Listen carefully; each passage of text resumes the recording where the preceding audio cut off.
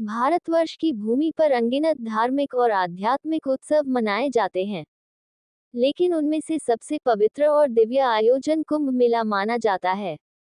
यह एक ऐसा अवसर होता है जब केवल भारत ही नहीं बल्कि संपूर्ण विश्व से श्रद्धालु, संत, महात्मा, योगी, अघोरी, सिद्ध पुरुष और भक्तगण संगम के पवित्र जल में स्नान करने के लिए एकत्र होते हैं।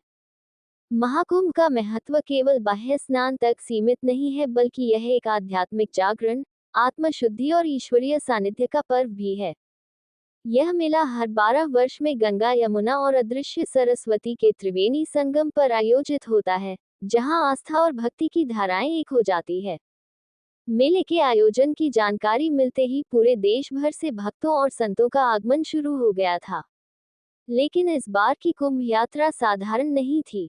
कई महायोग और सिद्ध संतों ने भविष्यवाणी की थी कि इस महाकुंभ में एक अनहोनी घटना घटने वाली है जो युगों युगों तक याद रखी जाएगी। संत त्रिवेणी नाथ, जो पिछले 80 वर्षों से प्रयागराज में तपस्या कर रहे थे, उन्होंने भविष्यवाणी की थी कि इस बार त्रिवेणी संगम पर कुछ ऐसा होगा जो पहले कभी नहीं हुआ। तीनों माताएं इस पवित्र संगम पर प्रकट होंगी और संपूर्ण ब्रह्मांड को एक दिव्य संदेश देंगी। उनकी इस भविष्यवाणी को लेकर कई लोगों में आश्चर्य और जिज्ञासा थी। क्या सचमुच गंगा, यमुना और अदृश्य सरस्वती माता प्रकट होंगी? देश विदेश से भक्त और विद्वान प्रयागराज में एकत्र होने लगे। प्रयागराज शहर अब तक के सबसे विशाल कुंभ मेले के जश्न में था। संगम तट पर लाखों की संख्या में श्रद्धालु पहुंच चुके थे। चारों ओर भक्ति के स्वर गूंज रहे थे। हर हर गंगे जय, मां यमुना और सरस्वती माता की जय के जयकारों से पूरा वातावरण भक्तिमय हो चुका था। महाकुंभ में विभिन्न संप्रदायों के संत और महात्मा पहुंचे थे। इनमें नागा साधु, अवधूत अघोरी, वैष्णव शैव और सिद्ध योगी शामिल थे। सभी की अपनी साधना थी, अपनी शक्ति थी और अपनी श्रद्धा थी। विशेषकर नागा साधुओं का जुलूस देखते ही बनता था। वे भस्म लपेटे कमंडल और त्रिशूल धारण किए हुए थे। उनका प्रवेश होते ही वातावरण में ऊर्जा का संचार हो गया।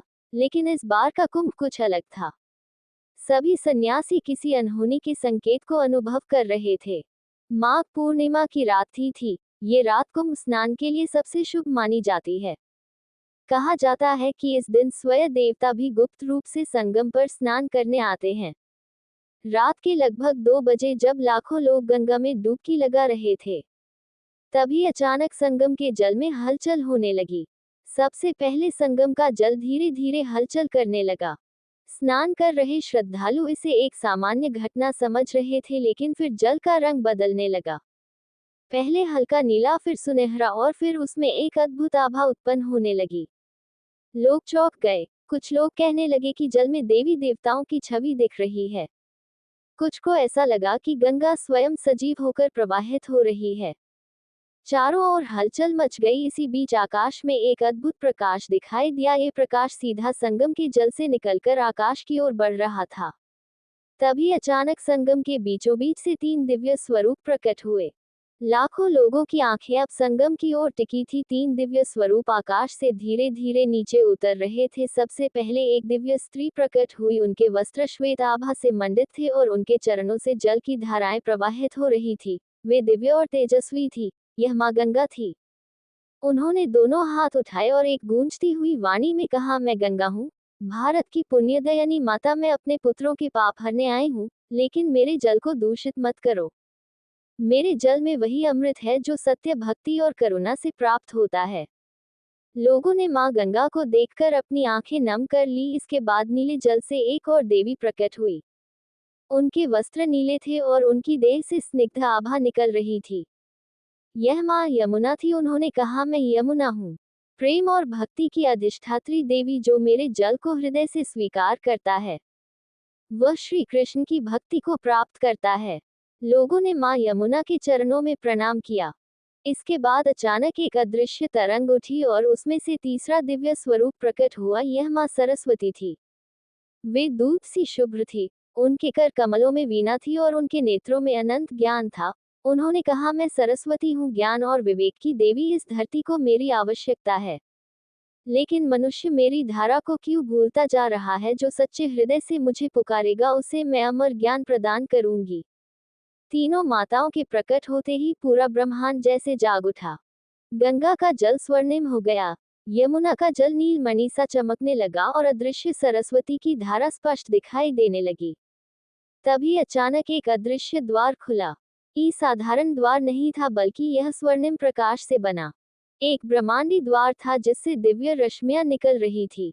ऐसा प्रतीत हो रहा था कि ये द्वार किसी उच्चतर लोक की ओर जा रहा है। भीड़ में खड़े कई संतों और ऋषियों ने इसे देखकर चकित होकर कहा, ये तो वही द्वार है जिसका वर्णन वेदों और उपनिषदों में किया गया है।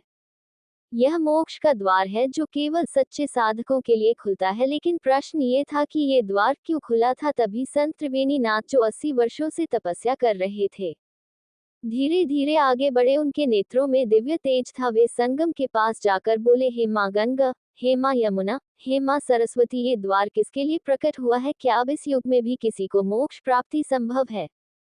तीनों माताओं ने एक स्वर में उत्तर दिया, ये द्वार उस आत्मा के लिए खुला है जो अपने संपूर्ण जीवन में निष्कलंक रही हो, जिसने केवल मानवता की सेवा की हो और जिसने अपने जीवन का एक एक क्षण दूसरों के कल्याण में समर्पित कर दिया हो।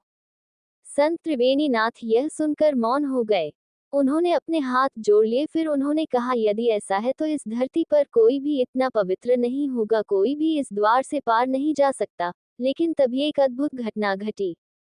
भीड़ में खड़ी एक साधारण वृद्ध महिला धीरे धीरे आगे आई। वह एक फटी साड़ी पहने थी। उसकी आंखों में करुणा थी और उसके चेहरे पर अपार शांति थी। लोग उसे देखकर अचंभित थे। वह कोई महायोगिनी नहीं थी, कोई सिद्ध तपस्विनी नहीं थी। वह तो एक साधारण भिखारिन लग रही थी। लेकिन जैसे ही उसने संगम के जल में कदम रखा, जल स्वयं स्वर्णिम हो गया। संत त्रिवेणी नाथ और अन्य महायोगी समझ गए कि यह कोई साधारण स्त्री नहीं है। तीनों माताएं मुस्कुराए और कहा, यही वह आत्मा है जो जन जन्मांतर से पवित्र रही है। यही वह स्त्री है जिसने बिना किसी चाह के केवल दूसरों के लिए जीवन जिया है। यही वह आत्मा है जो आज इस दिव्य द्वार से ब्रह्मलोक जा सकती है। लोग स्तब्ध रह गए। वह वृद्ध महिला कोई साधारण स्त्री नहीं थी। वह प्रयागराज की गलियों में वर्षों से रहने वाली गंगामूला थी और अपने पास कुछ भी संचित नहीं रखती थी। लोगों ने उसे हमेशा एक साधारण भिखारिन समझा, लेकिन किसी ने यह नहीं जाना कि उसने अपना पूरा जीवन दूसरों की सेवा में समर्पित कर दिया था। माँ गंगा ने कहा, जो भी इस धरती पर स्वार्थ से रहित होकर बिना किसी प्रतिफल की इच्छा के केवल सेवा और प्रेम के मार्ग पर चलता है, वही इस द्वार से प्रवेश कर सकता है। गंगा मई, अब समय आ गया है कि तुम ब्रह्मलोक में स्थान ग्रहण करो। गंगामूला माँ, मैंने तो कभी कुछ भी नहीं चाहा, मैंने बस अपने जीवन को दूसरों के लिए समर्पित कर दिया। अगर यही मोक्ष है तो मैं इसे स्वीकार करती हूँ। ये कहकर उन्होंने संगम के दिव्य जल में डुबकी लगाई और जैसे ही उन्होंने जल में प्रवेश किया, वे स्वर्णिम प्रकाश में परिवर्तित हो गई और धीरे धीरे ब्रह्मांडी द्वार में विलीन हो गई। लाखों लोगों ने ये दृश्य देखा, लेकिन कोई भी अपनी आंखों पर विश्वास नहीं कर सका। ये घटना घटने के बाद पूरे देश में सनसनी फैल गई। संत महात्माओं ने घोषणा की कि महाकुंभ 2025 इतिहास में सबसे अलौकिक कुंभ रहेगा। ये पहला अवसर था जब स्वयं गंगा, यमुना और सरस्वती माता ने प्रकट होकर मोक्ष का रहस्य बताया था। इस घटना के बाद संगम का जल और भी पवित्र हो गया। श्रद्धालुओं की आस्था कई गुना बढ़ गई। गंगा मई का नाम इतिहास में अमर हो गया। प्रयागराज को मोक्ष नगरी का दर्जा मिल गया। लोगों का विश्वास और दृढ़ हो गया कि सच्ची सेवा ही सच्चा मोक्ष है। गंगा मई के ब्रह्मलोक गमन के बाद तीनों माताएं धीरे धीरे पुनः संगम के जल में विलीन होने लगी।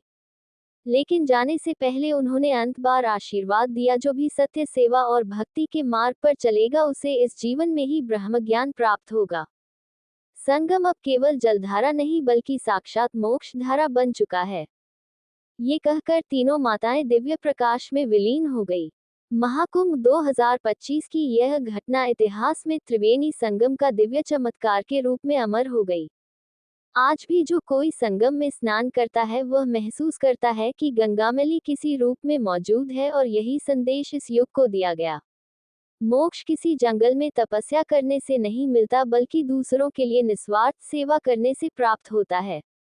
तो दोस्तों, आपको कहानी कैसी लगी कमेंट करके जरूर बताइएगा। कहानी अच्छी लगी हो तो वीडियो को लाइक शेयर और कीजिएगा। हमारे चैनल पर नए हैं तो आध्यात्मिक कथाएं चैनल को सब्सक्राइब कीजिएगा। वीडियो को अंत तक देखने के लिए धन्यवाद।